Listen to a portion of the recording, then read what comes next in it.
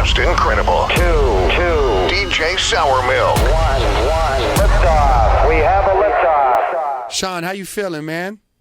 Man, I'm feeling blessed to, I feel like I woke up today, so I already won, to an extent. I'm great.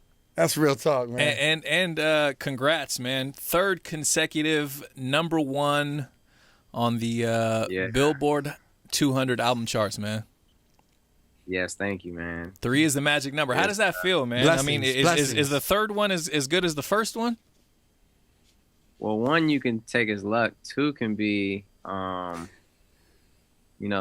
is maybe it could be accidental, and 3 means it's meant to be. So, yeah, hell yeah, man.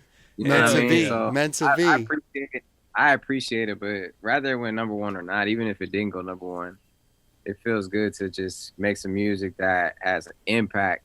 You know what I mean? That's honest. That people fucking with on a wide scale. Whether it went #1 or not. So that's just like an extra bonus, I guess, like a cherry on top. And talk to us about that, man, because that was, I think, one of the main things I got from the album, man, was the honesty, man. Was what I'm saying? You put it all on the paper, man. Left it all in the booth. Talk to us about that.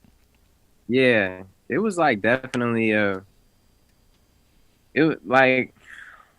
time had slowed down, especially towards the end of the album, and it just gave me time to reflect and to put some of the things in my life that I've gone through and some of the experiences, like really dial in on them and being able to express them. So I definitely opened up and expanded my honesty in music, like being more musically honest, like talking about situations that affected me from when I was 19 to having heart problems to a lot of the things I was talking about on Deep Reverence and just throughout the album, really. So it was for sure a very honest album, but I realized that as an artist, my true passion is to inspire, and the best way I could do that is through my music. So I realized that I got to sacrifice my privacy to an extent to be able to relate to people and for them to know that they're not alone in a lot of things that they face in private as well. Yeah, and real quick, can you? This might be a dumb question, it might not be. I don't know, but I was, I know you mentioned the heart problems on the album and the pacemaker thing, and then you ended up not needing it, and now being having something like that, having heart issues, does it make you more vulnerable to heartbreak, to like relationship type shit, or does that have? And again, if this is a dumb question, bro, just ignore me. But that's a serious question. Like, is that something you have to worry about more, man? Feelings and shit like that. You know what? Energetically, that might really be a very logical question. It may appear to be like two extremely different things, but I realized that energy and how you think logically mixed with energy, mixed with like all these things, they all really do tie in together. So I don't know necessarily like if that's right, but that could be a possibility though, for sure. Yeah. And it's definitely nothing, it's definitely nothing to dismiss. Yeah. I think logically though, it does make a ton of sense. It's like stress flares up all kinds of, different issues. It does. And, especially even just as an artist, it's like your heart is always wide open. So, but the magnesium story is a real thing. Like I even put my best friend on magnesium because he had heart palpitations and they immediately stopped, he said. And he feels better. He sleeps better. This is this year too. Like, that's crazy. Yeah, it's a real thing. I still take magnesium before I go to sleep too. Like it helps out a lot. Yeah, just with a lot of different things. Not to name drop here, but I'm going to go ahead and name drop. We just spoke to Usher about this, and I was telling him because I feel like as of late, hip hop artists specifically have been more open, have been more honest. You obviously being one of those people who's been doing it for a while, man. I feel like you've always been pretty honest in your music.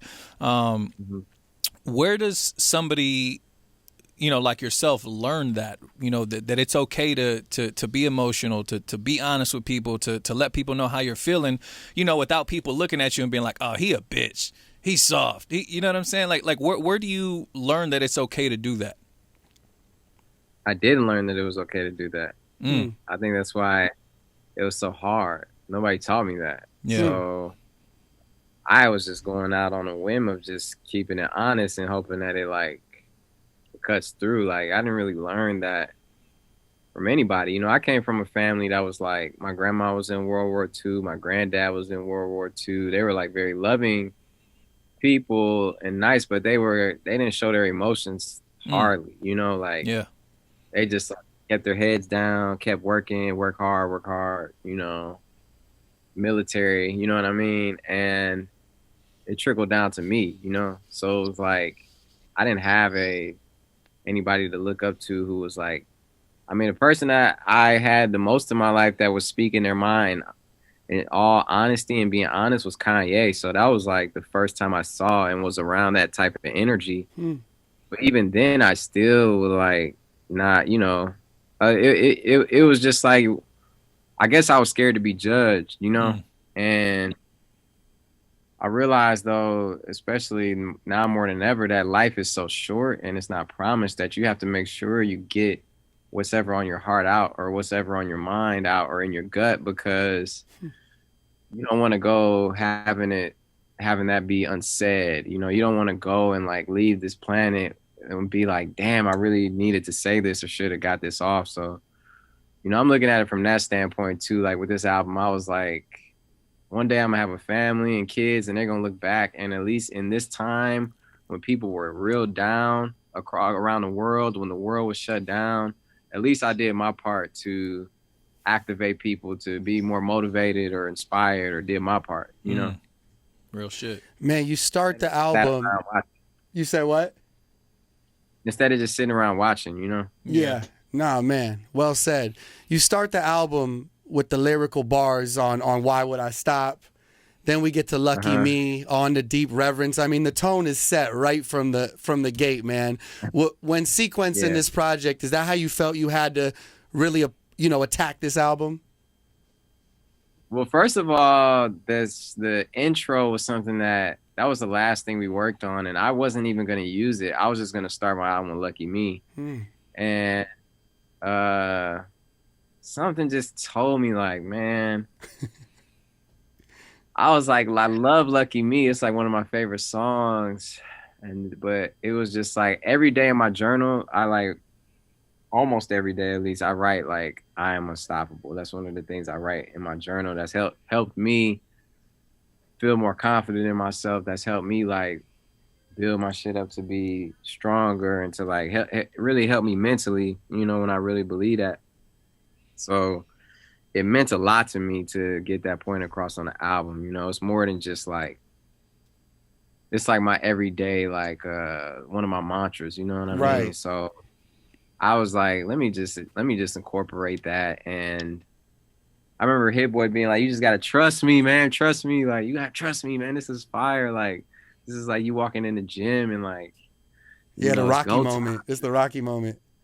Yeah, because I was like, I don't know. I didn't know about it all the way because I've never started an album like with a song like that. I've always had like intros that were like either a vibe or like, on Detroit 1, it was like this song Higher where it was like me just like rapping. So it was a different vibe for me, but I felt a little uncomfortable. But then at the end, I was like, no, I'm doing this. I'm rocking with it like.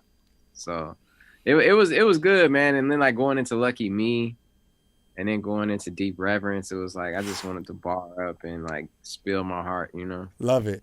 Love it, man. Love that, man. And then we've got another record I like on the project is Guard Your Heart. Wale went crazy on that with you. Anderson .Paak on there, another friend of ours. Just an amazing, honest record, man. Talk to us about that song. Well, it's crazy because I made that song like a year and a half ago, a long time ago, and it was just me on it. And my homie Earl helped me and came up with the hook on it, and he's featured on there as well, my homie Early Mac. And that's somebody I know since I was like 14, 15 years old from Detroit. And,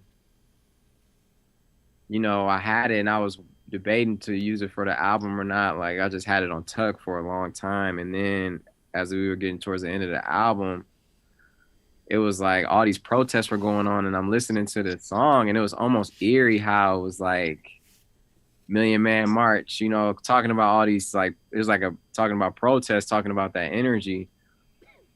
So then I remember playing it for, I actually was sending songs to like a few different people. I remember I sent it to J. Cole too. And J. Cole was like, man, this song hard. Like, Right.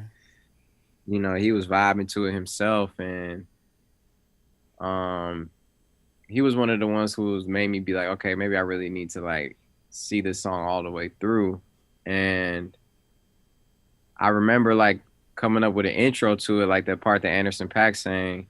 And then I was like, man, I need somebody to really, I feel like my verse was already done, so I didn't want to like expand on it. But then when Wale heard it and he did his part to it, I appreciated Wale for like really capturing, I felt like what's going on now on that song. You know what I mean? Yeah. He really brought that to the forefront to the point where I didn't have to like add any more bars. It was like he covered that, you know, so it was great, man. Wale, my brother, you know, Wale is the first person who took me on tour in 2008 or 9. That's crazy. And, like, I followed his bus, you know, and one of my homies' SUVs, who, you know, his mama SUV that he had from the D, and we was just following the tour bus. You know, they paid for one hotel room a night. We all cramped up in one hotel room, like, you know, opening up for Wale, not getting maybe getting like a couple $100 or something like that. So. Man, it was a cool circle moment. How much do situations like that help you, you know, in your career? Because hearing you just say that right now, that actually reminds me of Nip, who you have a record with, obviously. I remember my first time going to Japan with Nipsey, and it was the same thing. It was like one hotel room, like motherfuckers were literally, bro, I'm not joking.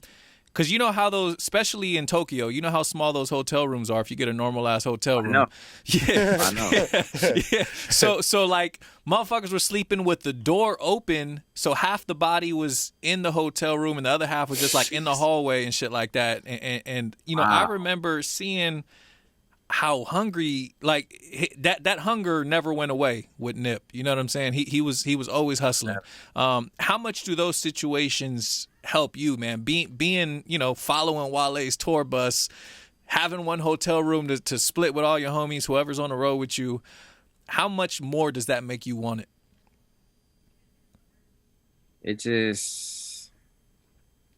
I remember just feeling nights like feeling like I was so far away from where I wanted to be, you know. So every day I wake up, bro, I ain't just saying this for the interview's sake. Like, I always say thank you. I'd be like, thank you, God. Thank you to the universe. Thank you, man. Thank you. You know, because it's like, could have went either way, you know, like it does with a lot of people. So it's like, you never take it for granted, you know, all you can do. And you're not in control of it, honestly. You're in control of it to an extent, but, you know, just like the universe shut down, the whole world shut down. Right, we weren't in yeah. control. You know, Right. certain things where it's like whatever's meant to happen will happen. So, you know, it feels amazing to at least experience life even up to this point. You know, I've been able to work with every single artist that I've ever looked up to that was alive, or share an experience with them and gain respect from them back. So to me, that is like one of the most fulfilling things that I don't know if people will even get a chance to know what that feels like, you know, to be respected by your heroes and work with them, and For real. you know, they become your friends. You know, it's like a surreal thing. Yeah. For real. Yeah, man. Since the day you stepped in the game, man, you've been respected and noted as one of the most talented MCs in the game, man. It's been dope, you know, watching your journey. Not by everybody, but I appreciate it. Did some people? Yeah. Hey, I mean, Wait, you know, did some people doubt that? There's always gonna be haters, of course. Did a few people doubt it? No, I We don't- three I number don't know. ones in. I know. I know. Okay, but did I hear somewhere? I know you played the album for Ye, of course, man. He did some production on the project, right? Or executive directed. I want to say that correctly. He went through all the like songs with me and was like giving me advice, and some of the songs that he really liked that I didn't get a chance to like use for this album, but I'm gonna probably come with him later. Okay. I was working. We were working on stuff too. Like there was some stuff that we didn't end up finishing, but I was also working with him on his album too. So you know, he's always like he's so creative and like all over the place. You know. Hell yeah. Yo, how, to say the least. Yeah, how often does it happen In a good way. In a good way, yeah. to where he'll pitch you something and you'll be like, you're fucking crazy. But then it's like, no, that's actually some genius level shit. I never had the audacity to call him crazy because he's done such unrealistic things that I just respect it at this point. It's like, you know, it's like he may say things that sound crazy or I don't know to people, but it's like everyone, he's just an individual, and we live in an era where people could just be so judgmental. I get it, but it's like, you know, really God's the only one who can judge us for real. So when people just be judging, I just be like, you know, we just ain't doing nothing but tearing each other down. And it's like, man, people could really be nasty, man. And it's like, I don't even know if they mean the words they say or if they trying to get a reaction, but it's like, you know, on all these sites, it'd be like smash or pass or like this or that. And it's just like, damn, it's just like setting you up to just pick somebody apart. And it's just like, I don't know where that's going. You know, I don't know, like, who is that productive for really? Like, it's not productive for the person that they judging. I don't know if it's productive for the people who doing it, and maybe productive for the people who post it, but I don't know, you know, in the long run, I don't even know. So it's just like, I love social media, dog. Like, it helps me so much. I love people too, because they the ones who have taken me to the edge of the earth and back, you know what I'm saying? So it's like, but I just wish that I wish it was easier for people to love than it is to hate, because now I feel like it's easier for people to hate than it is to love. So it's just like, you know, I think this is what we're going through right now in the world during this like pandemic, and we all like down. It's like doing something like unifying us, and it's like, you know, we like in a cocoon right now. Shit is all fucked up, but it's like I feel like we're gonna come out evolved somehow. So that's what I'm praying for, at least. That's right. Yeah, man. I mean, we need it now more than ever, honestly. You know what I'm saying? If like you said, man, we really just gotta love one another, and I guess clear shit up, man. And I noticed, you know, you said something about that on the album, you know, in reference to to Kendrick. You were like, I don't know if there was an issue, you know, whatever. I forget what the line is exactly, but you felt like you had to reach out to him. And I mean, I love seeing shit like that, honestly, especially when it's two artists who I'm fans of, you know, and respect. Was there something in particular though that made you be like, damn, do we got beef? Like, what the fuck? You know, or was it just the social media shit? People being like, oh, you know, he said this, he said that, and people making things bigger than what they really are.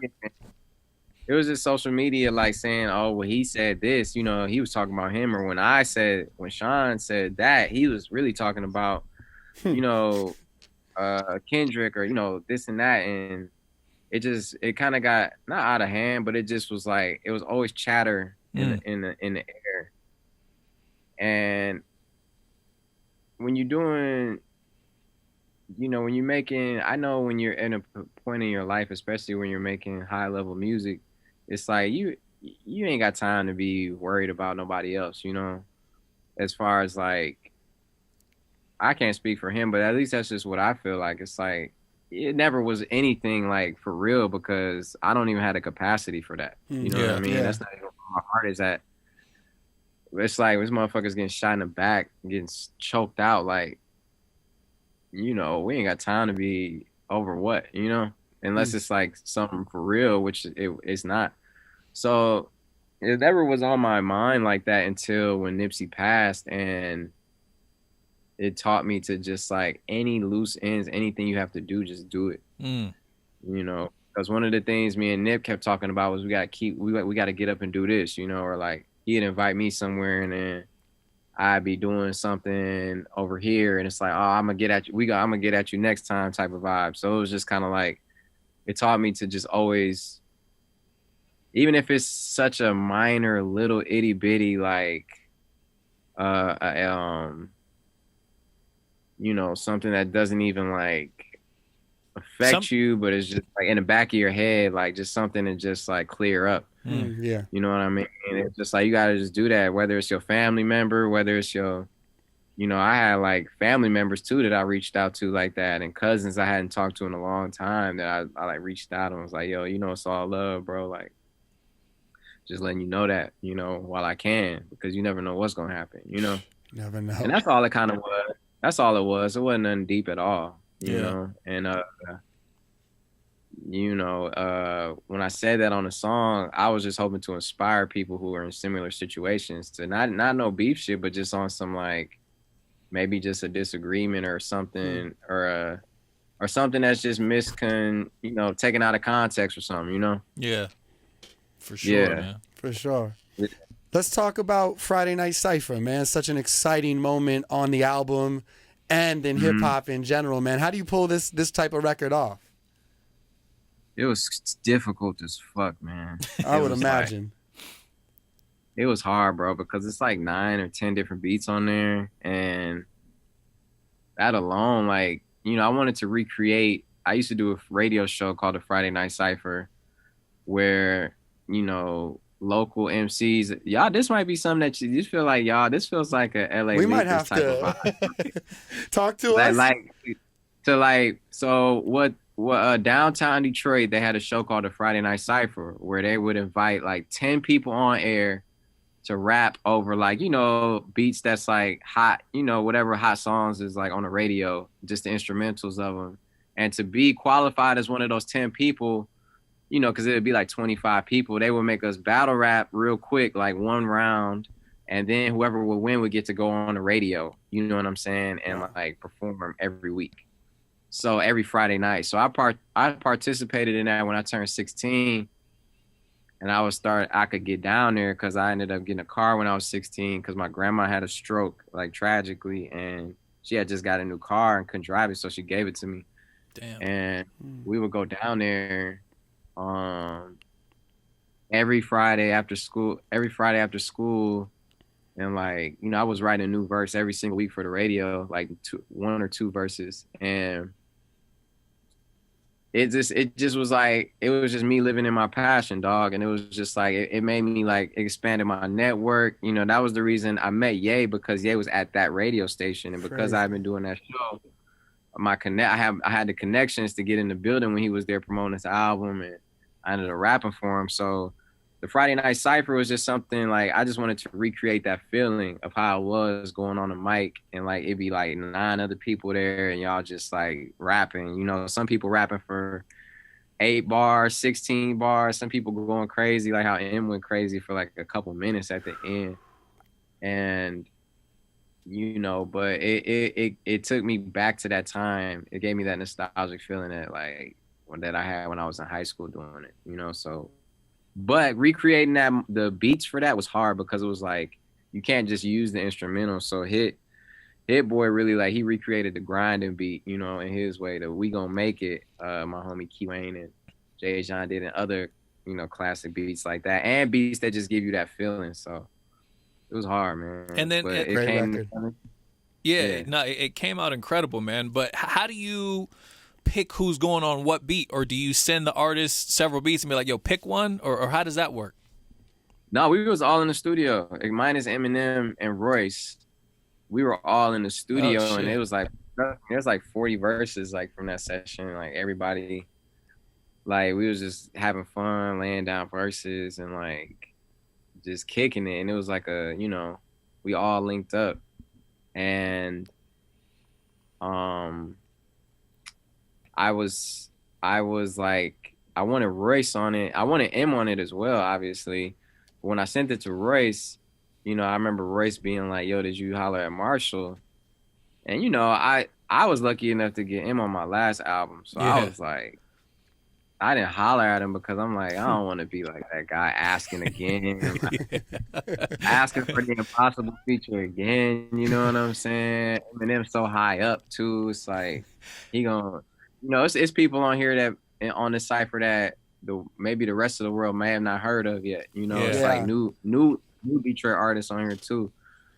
So Royce was like, no, you should holler at him. So I hollered at him, and then it was only a few days left for the album, you know, till I turned it in, and he did it. You know, he did it at the last second. Damn. And yeah, I mean, to the last second, to the point I was gonna put my album out on the 28th of August, but then I pushed it a week, just to like comfortably make sure it all got done. But I wanted to drop it the 28th because I knew that was like, I thought that was a good day energetically, and I knew it was the last day for the Grammys and all these things. But then I was like, nah, man, like I can't be basing my career necessarily off of that. Like I gotta like go like with what I feel, and then the first priority is the music, the people, and like executing the vision right. So you know, that's what it was. And it's also dope too, man. Like you said, some of those artists aren't known, you know, globally, or even nationally. You know, some of them. So to have M be cool with, you know, because I know we've done records before to where it's like we'll put somebody on a record and then we'll try to put, you know, someone more local on it, and they'll ask us like, "Are you sure you want to give them that look? Like that's something you want to do?" You know what I'm saying? So to have take me off. Yeah, exactly, Right, exactly, bro. So to have M do that, man, that says a lot about him as well. Yeah, it does, you know. And plus, there were like 4 or 5 people on there who was beefing too. So that's another thing, like, you know, beefing over, I'm, you know, East Side this, he West Side that, or like he said something about me in the interview, or, you know, he was talking shit about this, and even I remember even when T and Royce had not a beef, but just like some misunderstandings publicly. So it was just important for me, for all of us to come together, because it's been like that since I was growing up. It's always been like, we never just unified and just was like, man, forget all this bullshit. Like, we got to rise up. And so it was a proud moment for me for sure. That's dope, man. Major really moment. 2088 reunites on the album, and that's an exciting moment. Fans want to know can we expect, you know, maybe another project from you two? I mean, I don't see why not. It's not done yet or nothing, but you know, I wouldn't just put it on there and that'd be it. Right. There's more to it. Yeah, there's more to it for sure. I mean, I think if it's naturally there, like the chemistry is naturally there like it's been, and I don't see why not. Hell know? yeah. And, yeah, but regardless, I love collaborating with her, you know, and it's amazing. I feel like she's like the best, you know, so amazing. It was fun. It was fun doing that. Yeah, that body language record's special. Yeah, exactly. That body language record's real special, man. I'm gonna hope you guys play that. Come on. We were just talking about that. You know, we're not sure what your priority is as far as you know what you're pushing single wise, but me and Justin were talking. We were like, yo, the body language one sounds like the one. Like on some, you know what I'm saying? That could be a big one. That sound like Power 106 right there. That's right. Exactly. That's right. That's exactly.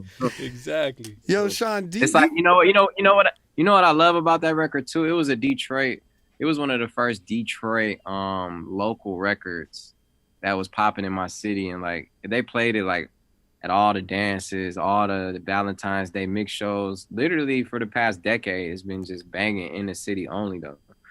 And when I talked to the people who actually made the song, Dexter Dale and all of them, they was like, man, the last bar on the song, I say, in a city of murder, mayhem, and narcotics, we got enough problems. Now it's time for that soulful moaning. And he was saying like, yo, when we wrote the record, like back then, it was so much violence and so much craziness and murder going on. Like we made that record for people to love, you know, and for people to connect on a soul level. And that's why I made the record for this one. I didn't even know that until he told me that like a few days ago. So it was just like, I know how fucked up everything is. So to me, that's just like a real record of like unconditional love, you know, and being there with the person you love. So that's Yeah. it's a powerful song. Hell yeah, that's it great. is. I didn't even know that was like a sample that you referenced something else. That's I gotta go check that out, man. Yeah, for sure. That's for sure. dope. That's real dope. Sean, you've had some amazing guest features, whether it was on Meek's record Burn. Of course, Mercy is just lyrical excellence throughout the whole joint, or you and Drizzy with All Me. Do you have a favorite, guest feature verse you've ever dropped? Can you narrow a couple down? I really like my verse on Nas's new song, Replace Me. I like that a lot with Don Toliver. Of all time,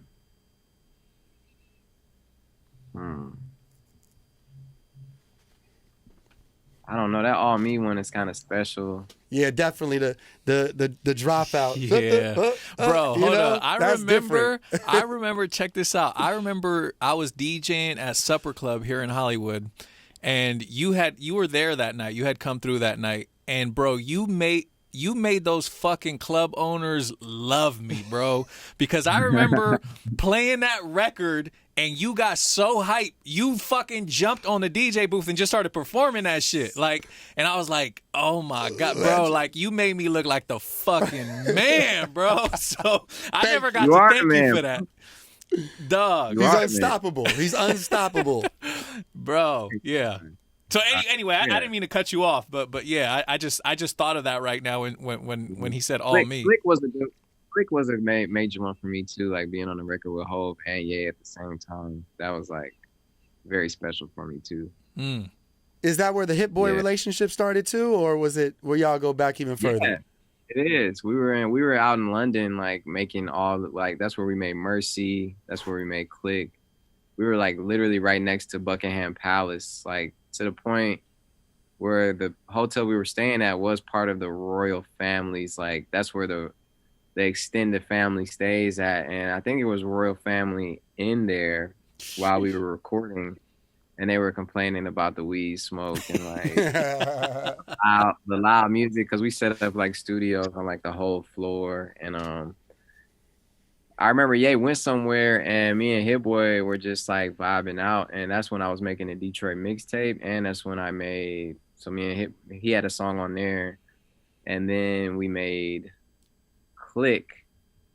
I remember I made Click in like 5 minutes. We were working on another song that I didn't really like that we were all supposed to be on. Like John Legend was on it. Everybody was on it. And I was like, this isn't that good. We should just do something else. And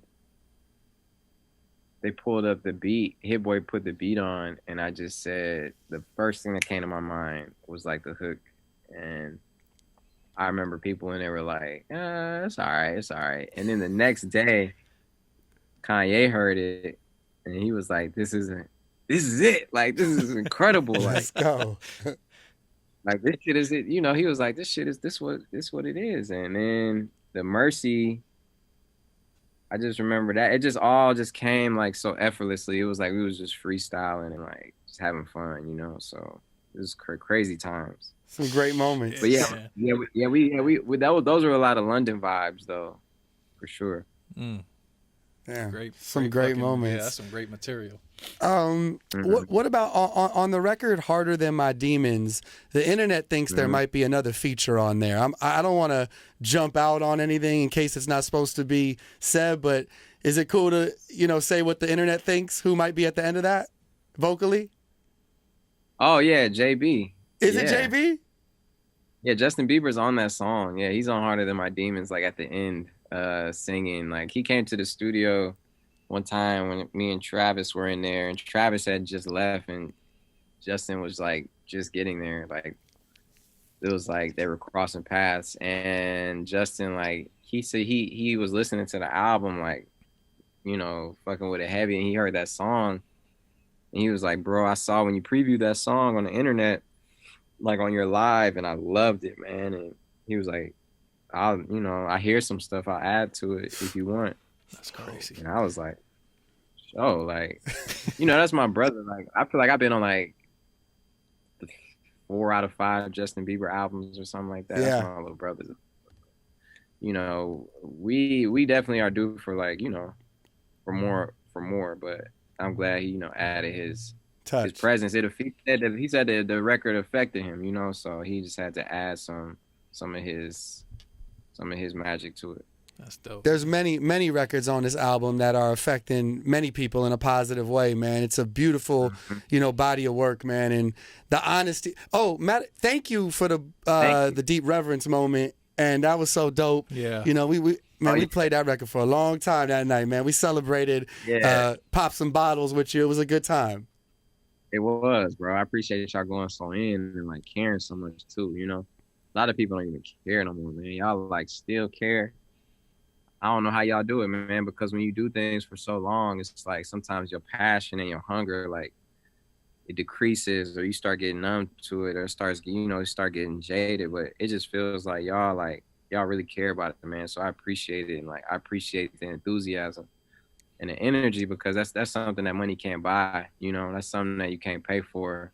Is for people to really care and listen to your work, and the people who are in positions to, you know, really help change the trajectory or make a difference, you know. So I appreciate you guys, because y'all are not only helping me, but helping the people who you think really, you know, the music that needs to be highlighted, and y'all doing it, man. So thank you. Thank you, man. Yeah, no, thank you for real, because you know that they're speaking for myself, there is moments, you know what I'm saying, where you feel like you're losing steam, and you know, there's so much bullshit being put out that you're just like, oh, this is what it's come to. Right. But then you also have moments like that to where it's like, oh, we're still doing this. Okay. You know what I'm saying? And that energizes us, you know, as well, man. So thank you, man. Little reminders. Yeah, that's good. I definitely wanted to make an album that people didn't know they needed, but in the long run be like, damn, that really helped me out, or like inspire me, or like help me turn up in this way, or, you know, or get through this, you know. Like I never heard, like I didn't hear music where people was talking about losing a baby, or, you know, mending stuff with their brothers, or like you know, just love, or, you know, just being zen the fuck out. Like I was personally, I'm not saying that it wasn't there, but I know I was just feeling the lack of it, and I know that's what I needed. So hopefully it's what other people needed too. Oh yeah. Yeah, and I'm sure it makes, you know, others more comfortable. You know, like I was saying earlier, just expressing themselves, man. Because, you know, even like myself, man, like listening to this album, bro, like, and just. Again, you know, I don't want to sound like I'm speaking. This is all I'm talking about, but just your honesty on the album, man, and you know how comfortable you feel being open with shit like that. It makes others comfortable who might not be comfortable doing that type of shit. You know what I'm saying? You know, with emotions, with whatever it might be. So you know, thank you for that, man, for using your platform to. You know, to let motherfuckers know it's cool. You know, that it's okay to do that. It's okay to be emotional. It's okay to let people know how you feel. I mean, not only is it okay, it's like I feel like it's necessary for our evolution. I feel like it's like if we don't do it, you know, we don't keep it real with each other. I don't know how long that foundation. Like it's like, you know, it's like we gotta like strengthen that foundation we all standing on. And I feel like communication is a bridge to salvation that God is holding our hands, walking across. Yeah. Hey, Sean. Real though. You know? Before we break out, do you have any message for the young voters who are watching? Man, let your voice be heard. You know, make sure you registered. And my thing about this election that's coming up, I just hope that it's all honest. Like I feel like it's going to be a lot of mail-in ballots that could easily be manipulated. So that's the only thing that makes me nervous about this election. And I pray that America can honestly, like, for real, not cheat in any way, you know, and like be like really be upfront about what the people really want and need, because I feel like if it doesn't happen like that, then it's just gonna be, you know, the whole country is gonna feel a response, you know. So, and I'm not trying to persuade people to vote any way either, but I'm just saying, like, I just hope that it's the honest representation of the polls and not just of like other stuff, or like hidden agendas, because I do feel like our country is built on just like ulterior motives, and I feel like the country, the government, they pretend like it's all like up to us when it really isn't in a lot of ways, so it's like I feel like a lot of things we see that things need to change, and I hope that like they really, these votes really count for real. Yeah, no, that's real, man. Up, we just hope we just got hope that they do the right thing, man. That's it. And Sean, once again, man, we appreciate your time as always. I know we don't have to tell you this, man, but thank you very much. Not only for your time and sitting with us, thank you for the music. Yes. Congrats again on another #1. Detroit 2 is out right now. If you haven't listened, go do that, please. Man. Fuck 24/7. I'm going 24/8. I don't know whatever happened to that song. Come man. on, Sean. You just tell us what to do with it, man. That record's sitting, and people want to hear that, man. I don't. R.I.P. Kobe, man. Like, yeah. The Lakers are coming. I know the Lakers are coming for that ring. That's what you think, man. That's what we want to hear. Fucking right. That's what we want to hear. And fuck 24/7. We going 24/8. It only makes sense, right? But I don't know whatever happened to that. I just was like, I don't know what the fuck ever happened to that song. Like, I be asking Hit Boy, like, what? Well, like, what happened? Like, y'all the only ones that got it though, really. So, hopefully the game puts it out, or, I don't know if it's disrespectful. I want to be respectful to all parties. Nah, of course. I think family. Yeah, I think where it left off, it was probably just waiting to see if the team could speak to someone in the family and maybe even donate some proceeds or something like that to the foundation or something. We going 24/8, man, and I appreciate you guys. Detroit 2 out now, and I'm looking forward to just keeping the momentum going, man. So thank you. Let's go. Thank you, man. Big Sean, Detroit 2 out right now, available everywhere. #1 album in the country. Salute, Sean. Yes, sir. Love y'all. Peace. Love you bro. too, man. Peace.